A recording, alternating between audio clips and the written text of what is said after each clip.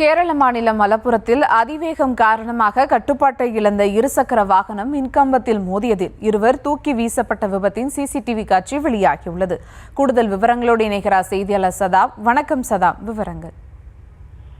அதாவது கேரள மாநிலம் மலப்புரம் மாவட்டத்தில் கட்டுப்பாட்டை இழந்த அந்த இருசக்கர வாகனம் மின்கம்பத்தில் மோதி அதில் பயணம் செய்த இருவர் தூக்கி வீசப்பட்ட நிலையில் தற்போது அதில் ஒருவர் பலியாகியுள்ளார். ஒருவர் தீவிர சிகிச்சை பிரிவில் தற்போது அனுமதிக்கப்பட்டுள்ளார். கேரள மாநிலம் மலப்புரம் மாவட்டத்திற்கு உட்பட்ட சங்கரன்குளம் பகுதியில் உள்ள சாலையில் அதே பகுதியைச் சேர்ந்த 24 வயதான ரமேஷ் மற்றும் அவரது நண்பரான 26 வயதான அனுசாத் என்ற இருவர் அதே சாலையில் சென்று தங்கள் இருசக்கர வாகனத்தில் சென்று கொண்டிருந்தனர். அப்போது கட்டுப்பாட்டினை இழந்த அந்த இருசக்கர வாகனம் சாலையின் ஓரத்தில் இருந்த மின்கம்பத்தின் மோதி விபத்துக்குள்ளானது. இந்த விபத்தில் அந்த 2 பேரும் தூக்கி வீசப்பட்ட நிலையில் அக்கம் பக்கத்தினர் உடனடியாக மீட்டு அவர்களை மருத்துவமனையில் அனுமதித்தனர்.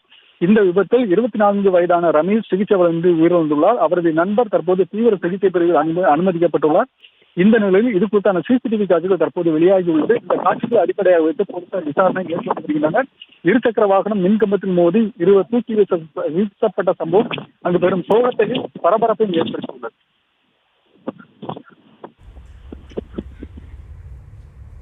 விவரங்களுக்கு நன்றி சதாம்.